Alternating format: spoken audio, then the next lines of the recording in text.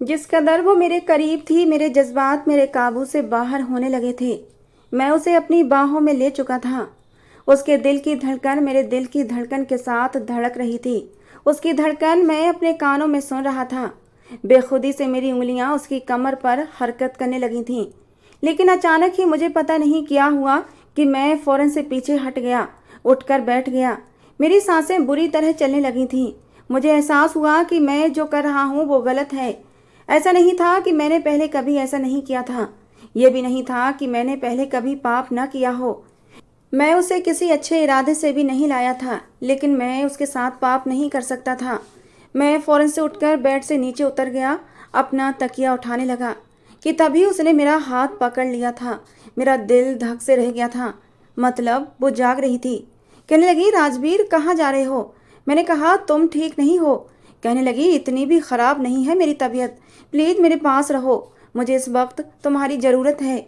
मुझे अपनी बाहों में समेट लो, शायद मेरे बेचैन दिल को सुकून आ जाए। मैं उसे कैसे समझाऊं कि मैं उसका कुछ भी नहीं हूँ। अगर वो मेरी असलियत जान जाती तो मेरे पास भी ना आती, बल्कि मुझसे नफरत करती।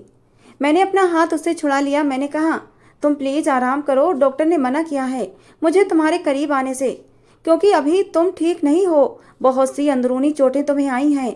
मेरा तुम्हारे करीब आना तुम्हारी जान ले सकता है। तुम प्लीज दोबारा मेरे करीब मत आना।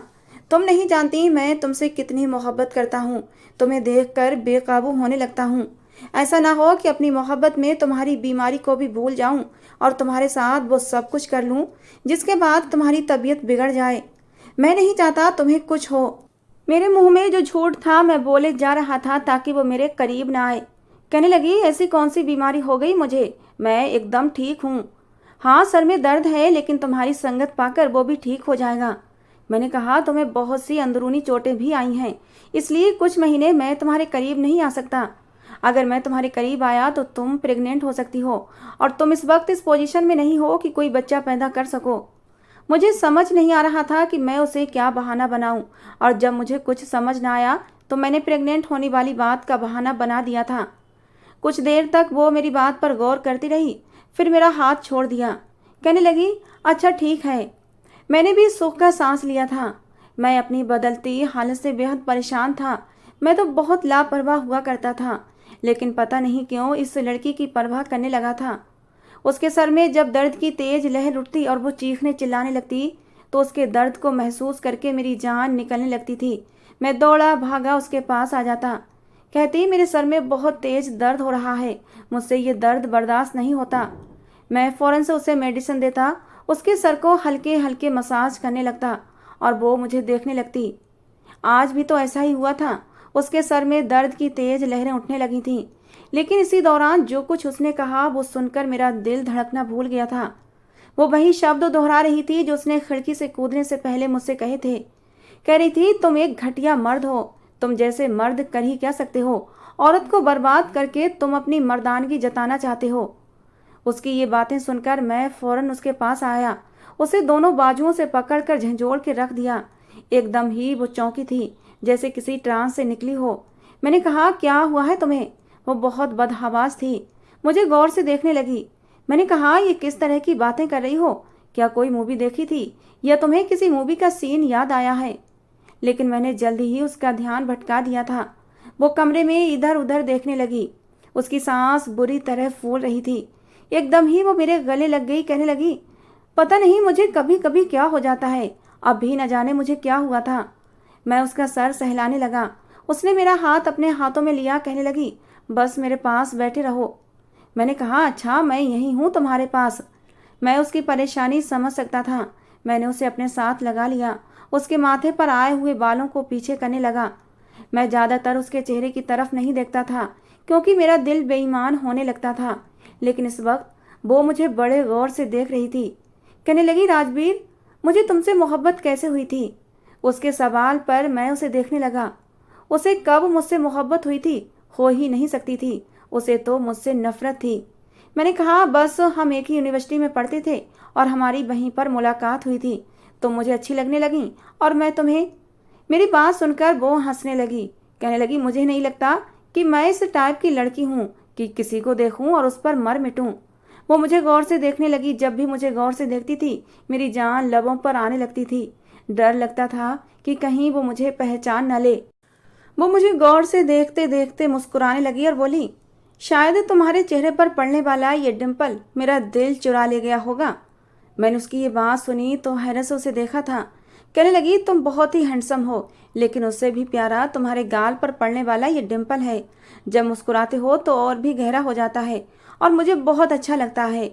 वो मोहब्बत से मेरी तारीफ कर रही थी और मेरा दिल यूं था कि धड़कना भूल गया था। आज तक कभी किसी लड़की ने मेरी इस तरह तारीफ नहीं की थी। जितनी भी लड़कियां मेरी जिंदगी में आई थीं, सब मेरे पैसे की दीवानी थीं। मैं सोच भी नहीं सकता था वो लड़की कभी मुझसे मोहब्बत से देख सकती है, मेरी तारीफ कर सकती है। अचानक ही उसने मेरा हाथ अपने होठों पर लगाया था। मेरा दिल बेकाबू सा हुआ था। उसकी ये हरकत मुझे गुनाह करने पर उकसाने लगी थी। दिल से आवाज आई, कौन सा पहली बार करोगे? ना जाने कितनी लड़कियों के साथ तुम रातें रंगीन कर चुके हो और फिर इसके साथ क्यों नहीं? ये तो खुद अपना आप तुम्हें सौंपने के लिए तैयार है। लेकिन मेरे अंदर न जाने कौन बैठा था जो कहने लगा, नहीं, इसके साथ नहीं, ये वो नहीं है, ये वैसी नहीं है। आज तक जितनी भी लड़कियों के साथ मैंने रातें गुजारी थीं, वो सारी की सारी अलग टाइप की लड़कियां थीं। शरीफ घरानों से उनका संबंध नहीं था। पैसे लेकर मेरे पास आती। मेरे अंदर बैठा इंसान कहने लगा कि इसके साथ मैं फ्रॉड नहीं कर सकता। लेकिन ये भी सच्चाई थी कि मैं उसके बगैर रह भी नहीं सकता था, क्योंकि वो बिल्कुल भी दूरी नहीं बनाती थी। मैं सोफे पर बैठा लैपटॉप पर काम कर रहा होता तो वो बिल्कुल मेरे करीब आकर बैठ जाती। मेरे कंधे पर अपना सर रख लेती, अपनी बाहों को मेरे गले का हार बना देती। मेरे लिए खाना बनाती तो मुझसे मेरी पसंद पूछा करती। मेरा हर काम बड़ी खुशी से किया करती थी। उसके सर की पट्टी अब उतर चुकी थी, सेहत भी काफ़ी अच्छी हो चुकी थी, लेकिन उसका बार बार मेरे करीब आना मुझे परेशानी में डाल रहा था। मेरे लिए बहुत मुश्किल हो गया था अब उसके बगैर रहना, लेकिन समझ नहीं पा रहा था कि इसका क्या हल निकालूं। उससे दूर रहना मेरे लिए बड़ी आजमाइश बनती जा रही थी। कोमल अब बहुत खुश रहने लगी थी। पूरा घर वो अपने हाथों से सजाती संवारती, ऐसे जैसे एक औरत अपने घर को सजाती है। एक बार कहने लगी, तुम काम क्या करते हो? मैं तो तुम्हें ज़्यादा कभी बाहर जाते हुए नहीं देखती। मैं ये नहीं जानती कि तुम करते क्या हो। मैंने कहा, मैं ऑनलाइन काम करता हूँ। कहने लगी, ऑनलाइन काम? मैंने कहा, सेल परचेज करने का। कहने लगी, फिर तो ठीक है। मैंने कहा, तुम क्यों पूछ रही हो? कहने लगी, पता नहीं क्यों, लेकिन राजवीर, मुझे कभी कभी अजीब सी आवाज़ें आती हैं। ऐसा लगता है अतीत की बातें मेरे कानों में गूंजती हैं। शायद मेरे पापा के साथ मेरी गुजरे हाथ से मुझे किसी परछाई की तरह नजर आते हैं। मेरे पापा ने मुझे कभी भी हराम का निवाला नहीं खिलाया। मैंने दाल चटनी से रोटी खाई, लेकिन कभी हराम की कमाई नहीं खाई। बस इसीलिए तुमसे पूछ रही हूँ, ताकि मुझे सुकून रहे कि मेरा पति जो कमाता है वो जायज़ है या नाजायज़। मैं तो उसकी बातें सुनकर हैरान हुआ था। मैंने तो इससे पहले कभी सोचा ही नहीं था कि ये जायज़ कमाई और नाजायज़ कमाई होती क्या है, लेकिन अब सोचने लगा था। कोमल मुझसे कहने लगी, कभी कभी मुझे धुंधला धुंधला सा याद आता है कि मेरी माँ मर चुकी थी। मैं रो रही थी। मेरे पापा की बातें भी याद आती हैं। कभी यूँ लगता है कि मैं बच्चों को पढ़ा रही हूँ, लेकिन फिर भी मुझे ये सारी बातें अच्छे से याद तो नहीं आती, लेकिन धुंधली धुंधली तो याद आती ही हैं। लेकिन तुमसे शादी की बात तो मुझे धुंधली धुंधली भी याद नहीं आती कि मेरी तुमसे कब शादी हुई, या कोई ऐसी परछाई बनकर मुझे याद नहीं आती कि मैंने कभी तुम्हारे साथ यूनिवर्सिटी में समय गुजारा है और तुमसे मोहब्बत का इजहार किया हो। उसकी ऐसी बातें मेरी जान निकालने लगती थीं। मैंने कहा, तुम भी कौन सी बातें लेकर बैठ जाती हो? मैं तुमसे मोहब्बत करता हूँ और तुम मुझसे मोहब्बत करती हो। क्या तुम्हें शक है मेरी मोहब्बत पर? मेरे सवाल पर वो चुप सी हो जाती। कहती, नहीं, मुझे पूरा भरोसा है तुम पर। एक बार मैं घर आया तो वो मंदिर में बैठी हुई थी, आंखें बंद करके हाथ जोड़कर भगवान से कुछ मांग रही थी। सादगी में उसका हुस्न कयामत ढा रहा था। मैं हर चीज़ से बेगाना होकर उसे बड़े प्यार से देखने लगा। न जाने वो भगवान से इतनी शिद्दत से क्या मांग रही थी। फिर मेरी तरफ देखा तो चेहरे की मुस्कुराहट गहरी हुई थी।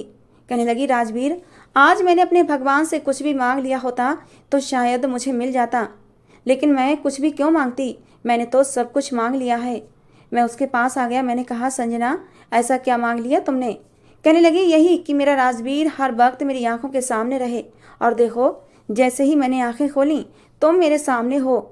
वो जितना मुझसे मोहब्बत का इजहार करती थी, मेरा दिल किसी कटी पतंग की तरह से उसका दीवाना होने लगा था। मैं उसे गौर से देखने लगा। उसका इजहार, उसकी मोहब्बत, उसका प्यार देखकर मैं अपने दिल को रोक नहीं पाता था। वो मेरे दिल में जिस मकाम पर जा बैठी थी, उससे ऊपर शायद कुछ भी न था। दुनिया में अगर मुझसे किसी से मोहब्बत हुई थी तो वो कोमल ही थी। अब 3 महीने गुजर गए थे। मैं उसे वहाँ की एक लेडी डॉक्टर से चेकअप भी करवा चुका था। अब उसके दर्द भी नहीं होता था। डॉक्टर कहने लगी, अब आपकी वाइफ बिल्कुल ठीक है, आप इन्हें घर लेकर जा सकते हैं। लेकिन मैं नहीं जानता था उसे अब तक मेरी वो बात याद है जो मैंने बहाना बनाने के लिए उसे कही थी। आज उसने ब्लैक कलर की साड़ी पहनी हुई थी, बाल भी खुले छोड़ रखे थे, तैयार भी काफ़ी अच्छे से हुई थी। मैं अपने कमरे में बैठा था जब वो दूसरे कमरे से तैयार होकर मेरे कमरे में आ गई। उस वक्त मेरे मुंह में सिगरेट दबा हुआ था, लेकिन उसे इतने हसीन रूप में देखकर तो मैं अपने होश ही खो बैठा था। मेरे मुंह से जलता हुआ सिगरेट कब जमीन पर गिरा मुझे पता ही नहीं चला। वो मेरे करीब आ गई। मैं उस वक्त अपनी रिवॉल्विंग चेयर पर बैठा हुआ था। वो बड़े हक से मेरी गोद में बैठ गई। मेरा दिल तो उछल कर हलक में आया था। कहने लगी, कैसी लग रही हूँ? मैंने कहा, अच्छी लग रही हो, लेकिन ये सब क्या है? कहने लगी, क्या है? कुछ भी तो नहीं है, बस मेरा दिल चाह रहा था तैयार होने को। मैंने कहा, बहुत अच्छा किया कि तुम तैयार हो गई, लेकिन देखो तुम जानती हो अभी हम करीब नहीं आ सकते। वो कहने लगी, अब तो लेडी डॉक्टर ने खुद कहा है कि मैं ठीक हूँ, और अब तो मेरी सारी मेडिसिन भी बंद कर दी गई हैं। मैंने लेडी डॉक्टर से पूछा भी था कि क्या मैं अपने पति के करीब जा सकती हूँ, तो उसने कहा था, हाँ जा सकती हो, तुम्हें किसने रोका है? और इसीलिए राजवीर, तुम मुझे आज अपनी मोहब्बत से भिगो दो। मेरा दिल बहुत तड़प रहा है तुम्हारी मोहब्बत के लिए। उसकी बातों ने मेरे होश उड़ाए थे। मैंने फौरन से उसको खुद से पीछे किया था। वो मुझे अपना पति समझती थी और खुद को मेरी पत्नी, और इस रिश्ते के होते हुए ये सब बातें कहना उसके लिए जायज़ थी। लेकिन मैं क्या करता, मुझे पता था कि हम पति पत्नी नहीं हैं। वो खड़ी हो गई और गौर से मुझे देखने लगी। मैं खुद भी खड़ा हो गया था।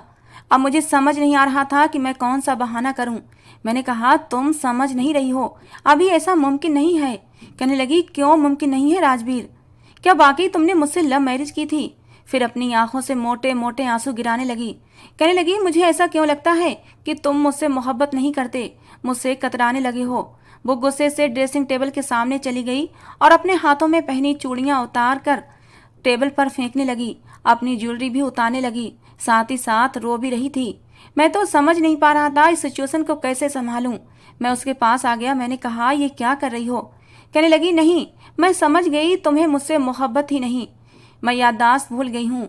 मेरे सर पर चोट आई थी, चेहरे पर और मेरे माथे पर 2 टाँके भी लगे थे। इसी वजह से शायद मेरे चेहरे पर अब वो पहले जैसी खूबसूरती नहीं रही, और इसीलिए मैं तुम्हें अच्छी नहीं लगती।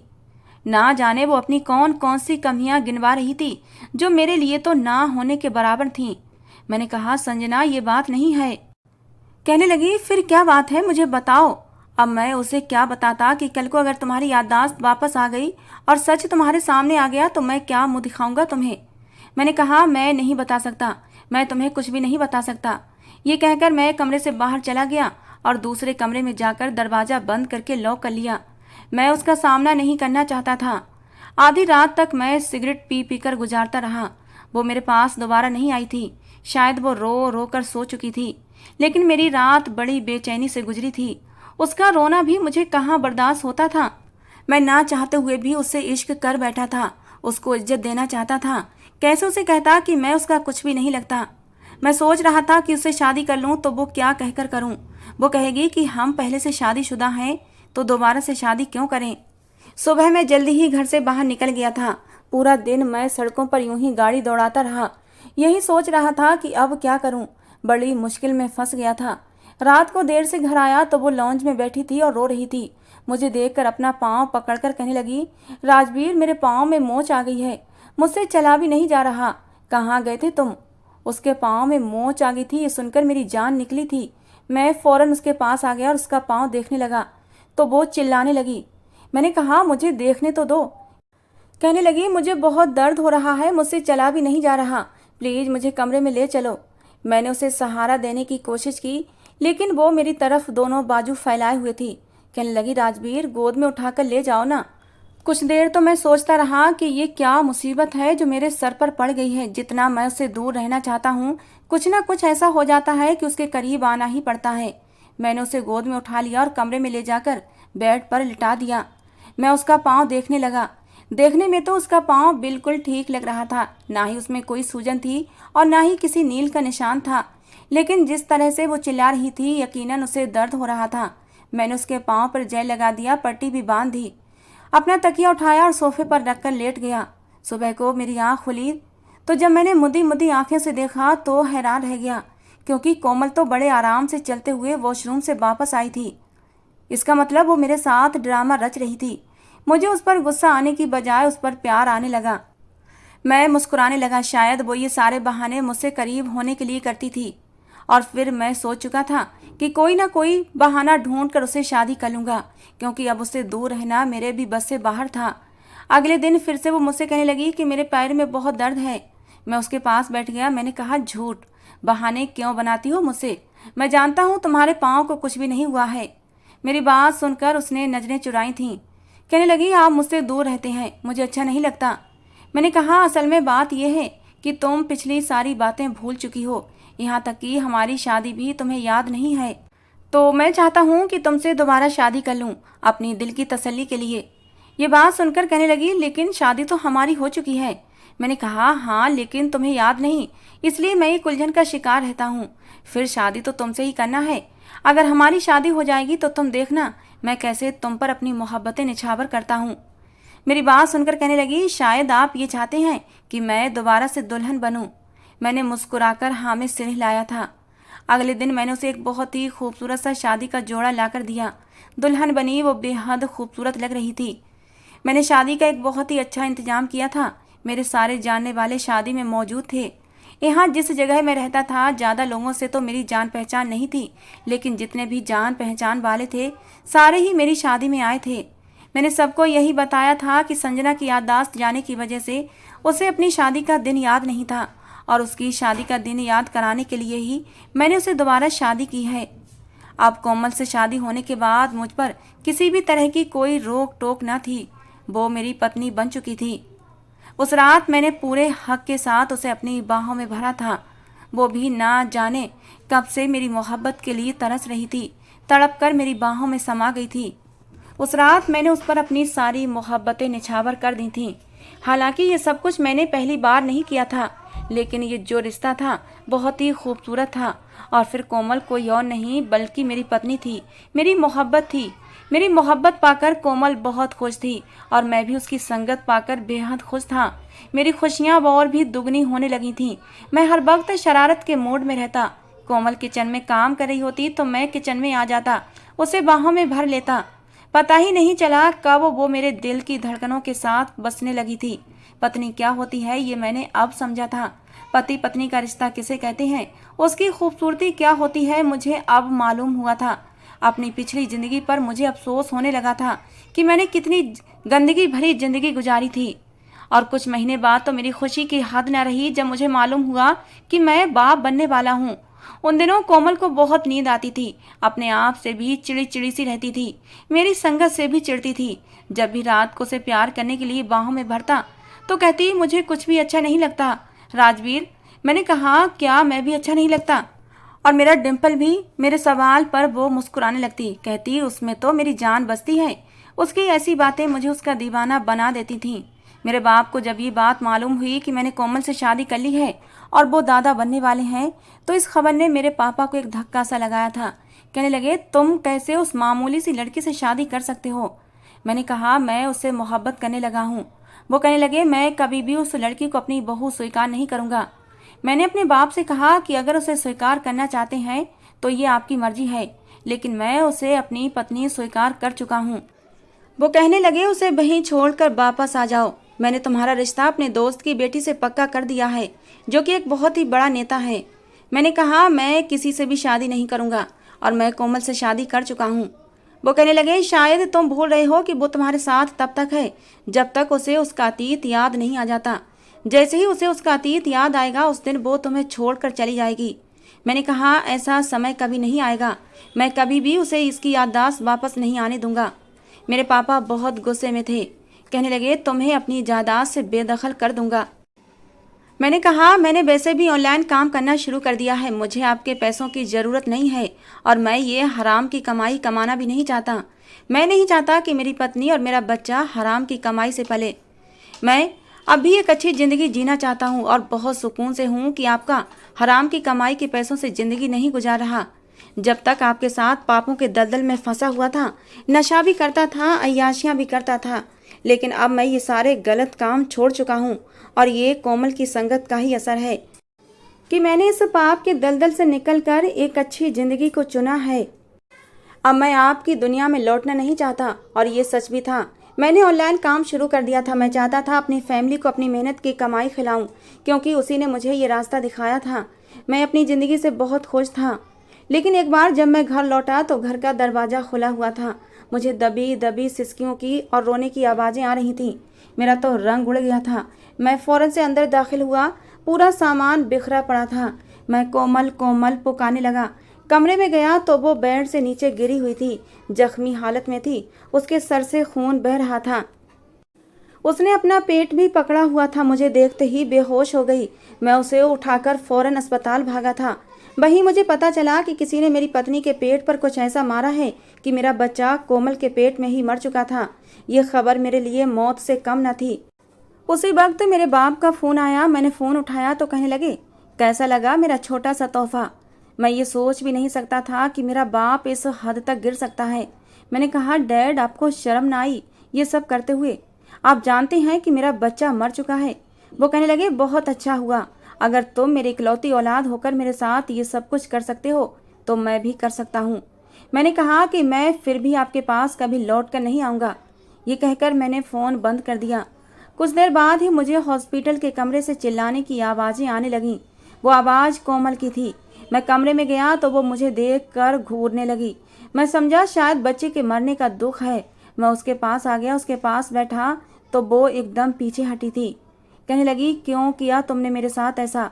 बताओ, आखिर तुमने अपना बदला मुझसे ले ही लिया। मुझे बर्बाद कर दिया। क्यों मुझे बचाया? क्यों मरने नहीं दिया?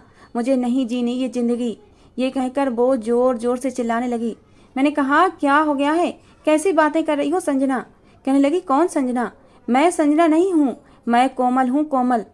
और तुम? ये कहकर उसने बड़े ही गुस्से से मुझे देखा था और फिर रोने लगी। अपना सर अपने दोनों हाथों में लेकर कहने लगी, ये नहीं हो सकता, तुम मेरे साथ ये नहीं कर सकते। शायद उसे सब कुछ याद आ गया था। वो रोने लगी, चिल्ला चिल्ला कर कहने लगी, तुम मेरे साथ ऐसा नहीं कर सकते। ये तुमने मेरे साथ क्या कर दिया? मैं उसके पास जाकर बैठ गया। दोनों हाथों से अपना सर पकड़े वो रो रही थी। मैंने कहा, कोमल प्लीज़ मेरी बात सुनो। मैंने उसका हाथ पकड़ना चाहा तो उसने मुझे पीछे धक्का दिया था। कहने लगी, खबरदार मुझे हाथ भी मत लगाना, मुझे छूना भी मत। मैंने कहा, क्या हो गया है तुम्हें? कहने लगी, तुम्हारी हिम्मत भी कैसे हुई मेरे करीब आने की? तुम्हारी हिम्मत कैसे हुई धोखे से मुझसे शादी करने की? तुम्हारी वजह से मैंने मौत को गले लगाया था, सिर्फ इसलिए कि तुम मुझे छू न सको। मैं इतनी नफरत करती हूँ तुमसे कि तुम्हारे छूने से अच्छी मौत लग रही थी मुझे, और तुमने मुझसे शादी कर ली। फिर उसने मेरा गिरेबान पकड़कर मुझे झंझोड़ कर रख दिया। कहने लगी, क्यों किया तुमने मेरे साथ ऐसा? क्यों की मुझसे शादी? मेरी याददाश्त चले जाने का तुमने फ़ायदा उठाया है। मुझसे झूठ बोला कि तुम मेरे पति हो। मैं नफ़रत करती हूँ तुमसे, बेइंतहा नफ़रत करती हूँ। I hate you. वो बिल्कुल दीवानों की तरह मुझे झंझोड़ रही थी, रो रही थी। हकीकत को स्वीकार करना उसके लिए मुश्किल था। मैंने उसके दोनों हाथों से उसे पकड़ लिया। मैंने कहा, होश में आओ कोमल, तुम्हें क्या हो गया है? वो कहने लगी, होश में ही तो आ गई हूँ, और ये कड़वी हकीकत मेरे लिए मौत से भी बुरी है। काश कि मैं मर जाती। क्यों बचाया तुमने मुझे? मुझे अपने आप से भी घिन आ रही है। तुम्हारे साथ गुजरे लम्हों का सोचकर मुझे उस वक्त से नफरत हो रही है। मुझे तुमसे नफरत है देवांश मुखर्जी। तुमने मुझे मौत से भी बुरी सजा दी है। ये कहकर वो फूट फूट कर रोने लगी और बेहोश होकर वहीं गिर गई। वहां मौजूद नर्स मुझे हैरत से देख रही थी। मैं कमरे से बाहर निकलकर कुर्सी पर अपना सर पकड़कर बैठ गया। समझ नहीं पा रहा था कैसे समझाऊं उसे कि उसकी मोहब्बत ने मुझे बदल कर रख दिया है। मैं अब वैसा नहीं रहा। मैंने ये सोचा कि मुझे भगवान से मदद मांगनी चाहिए। कई साल बाद मैं भगवान के सामने हाथ जोड़े खड़ा था और अपने भगवान से मैं हाथ जोड़कर प्रार्थना कर रहा था कि मेरी कोमल को मेरी बात पर विश्वास आ जाए। मैं रो रहा था। मेरी आंखों में आंसू थे, लेकिन जब वापस आया तो मेरे होश उड़ गए थे। कमरे से नर्स तेजी से बाहर आई थी। मुझे देखकर मेरे पास आई, कहने लगी, आपकी वाइफ कमरे में मौजूद नहीं है, पता नहीं कहाँ चली गई, कमरा बिल्कुल खाली है। ये सुनकर मेरे होश उड़े थे। मैंने कहा, कैसे जा सकती है वो, आपका स्टाफ किधर था? मैं फौरन से कमरे में गया, कमरा वाकई खाली था। मैं फौरन से बाहर निकला, उसे अस्पताल में तलाश करने लगा, लेकिन वो मुझे कहीं भी नजर न आई। हॉस्पिटल से बाहर आया, चौकीदार से पूछने लगा तो उसने बताया कि एक लड़की को मैंने 20 मिनट पहले यहाँ से बाहर जाते देखा था। ये सुनकर मैं परेशान हो गया था। उस वक्त बाहर सन्नाटे का राज था। मैं कोमल कोमल पुकारने लगा, लेकिन वो कहीं भी नजर न आई। मौसम ठंडा था और मैं उसे ढूंढ रहा था, लेकिन वो मुझे मिल नहीं रही थी। उसका नाम चिल्ला चिल्ला कर मैं थक चुका था। थक हार कर मैं घर वापस आ गया। कुछ दिन पहले तक मेरा घर स्वर्ग की तरह महकता था, लेकिन अब वो खाली हो चुका था। कुछ दिन तक मैं कोमल को ढूंढता रहा, हर जगह तलाश किया, लेकिन वो मुझे नहीं मिली। मैं रोज भगवान के पास जाता, उससे अपनी कोमल को मांगता, और एक बार मुझे अदालत से तलाक का नोटिस मिला। ये देखकर मुझे अपनी आंखों पर विश्वास नहीं आया था। कोमल अपने घर पहुंच गई थी और उसने मुझसे तलाक मांगी थी। पहली पेशी पर जब मैं उसके पास खड़ा हुआ तो बड़ी नफरत से मुझे देख रही थी। उसकी कुछ ही दिन की जुदाई ने मुझे तोड़ कर रख दिया था, लेकिन वो मेरी जान की दुश्मन सामने कटघरे में खड़ी हुई मुझसे जिंदगी का नाता तोड़ना चाहती थी। उसका वकील मेरे सामने खड़ा मुझसे सवाल पूछने लगा कि आप मेरी क्लाइंट को अगवा करके अपने फ्लैट पर लेकर गए थे, क्यों? मैंने कहा, वकील साहब, ये बात बहुत पुरानी हो चुकी है, आपकी क्लाइंट अब मेरी बीवी है। वो कहने लगा, आपने कोमल जी से जबरदस्ती शादी की है। मैंने कहा, अपनी क्लाइंट से कहिए ये बात मेरी आंखों में आंखें डालकर कह दे तो अपना जुर्म स्वीकार कर लूंगा। मेरी बात पर हल्की हल्की हंसी की आवाज़ अदालत में सुनाई दी थी। वकील कहने लगा, आपकी इस टाइप की बातों का क्या मतलब है? मैंने कहा कि मेरी आंखों में देखकर वो आपके रटे रटाए शब्द नहीं बोल पाएगी। इतना मुझे अपनी मोहब्बत पर विश्वास है। एक बार वो मुझे मेरी आंखों में देखकर कह दे कि मैंने उससे ज़बरदस्ती गन पॉइंट पर शादी की थी तो मैं मान जाऊंगा। कोमल सामने ही खड़ी थी, उसकी आंखें भी नम थीं। मुझे तीखी नज़रों से देखने लगी। कहने लगी, इस आदमी ने मेरी याददाश्त खो जाने का फ़ायदा उठाया था। इसने मुझसे झूठ बोला था कि ये मेरा पति है। मैंने कहा, जज साहब, मैंने ये झूठ बोला था कि मैं इसका पति हूँ, लेकिन मैंने इसका कोई फ़ायदा नहीं उठाया था। मैं ये बात कसम खाकर कह सकता हूँ। पूछे इसे, क्या मैंने इसके करीब आने की कोशिश की? क्या इस बीच मैंने इससे कोई भी रिश्ता बनाने की कोशिश की? क्या मैंने बिना शादी के इसके साथ कुछ भी गलत किया? और शादी भी हम दोनों की रजामंदी से हुई थी। मेरी ये बात सुनकर कोमल कहने लगी, ये झूठ है। मैंने कहा, क्या झूठ है? क्या तुम नहीं कहती थी कि मैं तुम्हें अच्छा लगता हूँ? मेरे गाल पर पड़ने वाला डिम्पल तुम्हारी जान ले लेता है। मैं जब मुस्कुराता हूँ तो तुम्हें और भी प्यारा लगता हूँ। बोलो, क्या नहीं कहा था तुमने ये सब कुछ? मेरी बात सुनकर सामने बैठे जज ने अपना चश्मा नीचे करके कोमल को देखा था, जो शर्म के मारे नजरें झुकाए लाल होते चेहरे से नीचे देख रही थी। वकील भी चुप था। मैंने सीधा कोमल से कहा, इधर देखो मेरी तरफ, और मेरी आंखों में देखकर कहो कि मुझसे मोहब्बत नहीं करती हो। वो मेरी तरफ देखने से घबरा रही थी। मैंने कहा, जज साहब, मुझे अपनी पत्नी से तलाक नहीं लेनी। मैं कोमल से अकेले में एक मुलाकात करना चाहता हूँ, और अगर उसके बाद भी वो मुझसे तलाक चाहती है तो मैं ऐतराज़ नहीं करूँगा। मेरी बात पर वो नर्वस हुई थी। कहने लगी, मुझे इनसे कोई भी मुलाकात नहीं करनी। मैंने कहा, क्यों नहीं? क्या तुम्हें इस बात का डर है कि कहीं मेरी आंखों में खो न जाओ? बेफिक्र रहो, अब भी तुम मेरी पत्नी हो, इसलिए सब जायज़ है। मेरी बात पर वो मुझे गुस्से से घूरने लगी। कहने लगी, मैं इतनी भी कमज़ोर नहीं हूँ कि अपने इरादे बदल लूँ। मैंने कहा, तो फिर एक मुलाकात का मौका दो मुझे, मेरी बात, मेरी मोहब्बत आजमाने दो। वो खामोश हो गई। जज साहब ने कहा, अगली पेशी से पहले आप मुलाकात करके आइएगा। अदालत का वक्त ख़त्म हो चुका था। जैसे ही वो अदालत के कमरे से बाहर निकली, मैं उसके पीछे आया था। वो अपने वकील के साथ थी। मैं तेज़ कदम चलाते हुए उसके बराबर पहुंच गया। मैंने कहा, कोमल, मेरी बात सुनो। कहने लगी, मुझे नहीं सुननी, बस मुझे तुम्हारे साथ नहीं रहना। मैंने कहा, एक मुलाकात की इजाज़त तो जज साहब ने भी दी है। बिना तुमसे अकेले में बात किए मैं तुम्हें कभी भी तलाक नहीं दूंगा। वो अदालत से बाहर निकली और रिक्शा रोकने लगी। जैसे ही रिक्शे पर बैठी, मैं भी उसके बराबर बैठ गया। कहने लगी, तुम जाओ यहाँ से, मुझे तुमसे कोई बात नहीं करनी। रिक्शे वाले को वो अपना एड्रेस समझाने लगी। मैंने कहा, बस एक बार मेरी बात सुन लो, बिना बात किए मैं तुम्हें कभी भी अपना फैसला नहीं सुनाऊंगा। कहने लगी, तुम्हारी इन झूठी बातों पर मुझे विश्वास नहीं है। कुछ ही देर में रिक्शा एक बिल्डिंग के सामने खड़ा हुआ था।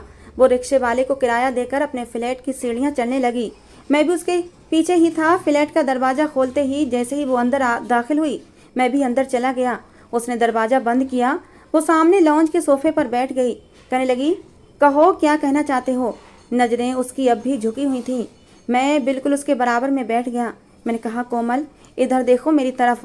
वो नामे सिर हिलाने लगी। मैंने कहा, क्यों? क्या तुम्हें मेरी आंखों में खो जाने का डर है? ये डर है देखोगी तो मुझसे अलग होना मुश्किल हो जाएगा। मेरी बात सुनकर उसकी आंखों से आंसू बहने लगे थे। मैंने कहा, तुम्हें अंदाजा है कि तुम मुझसे क्या मांग रही हो? उम्र भर की जुदाई। मुझे मेरी मोहब्बत की इतनी बड़ी सज़ा मत दो कोमल। बेशक मैं गलत था, लेकिन अब नहीं हूँ। अपने आप को तुम्हारी खातिर बदल कर रख दिया है। मैंने अपने बाप तक को छोड़ दिया है, उनकी जायदाद को लात मार दी है। तो मैं बहुत चाहता हूँ। ये कहते हुए मैंने अपने दोनों हाथों में उसका चेहरा थाम लिया था, उसके आंसू साफ किए। वो मेरा हाथ पीछे करने लगी, कहने लगी, मुझे नहीं रहना तुम्हारे साथ। मैंने कहा, इधर देखो मेरी तरफ। उसने रोई रोई आंखों से मेरी तरफ देखा था। आंखें मेरी भी नम थीं। मैंने कहा, बस एक बात का जवाब सच सच दे दो, दूसरा कोई सवाल नहीं करूँगा। वो मेरी आंखों में देख रही थी। मैंने कहा, क्या रह लोगी मेरे बगैर? बोलते बोलते मेरी आंखों से आंसू मेरे गालों पर फिसल आए थे। उसके बहते आंसुओं में भी तेजी आई थी और नामे सिर हिलाकर वो मेरे साथ लग गई। मैंने भी उसे अपनी बाहों में समेट लिया। वो अब भी रोए जा रही थी। कहने लगी, बहुत बुरे हो तुम। I hate you. मैं नफरत करती हूँ तुमसे। सुन रहे हो ना देवांश मुखर्जी, तुमसे नफरत करती हूँ मैं, लेकिन बस तुम्हारे बगैर रह नहीं सकती। ये कहकर वो फूट फूट कर रोने लगी। मैंने कहा, तो फिर इतना बड़ा फैसला कर लिया? मेरे बारे में नहीं सोचा तुमने? हम दोनों के ही शिकवे ख़त्म नहीं हो रहे थे, लेकिन मैं खुश था कि वो अपना फैसला बदल चुकी थी। दोस्तों, कहानी कैसी लगी ज़रूर बताना। पसंद आई हो तो प्लीज़ लाइक करना। रोज़ एक नई कहानी सुनने के लिए हमारे चैनल को भी सब्सक्राइब करना। कहानी को पूरा अंत तक सुनने के लिए आप लोगों का बहुत बहुत धन्यवाद। दोस्तों, मिलते हैं अगली किसी नई कहानी के साथ।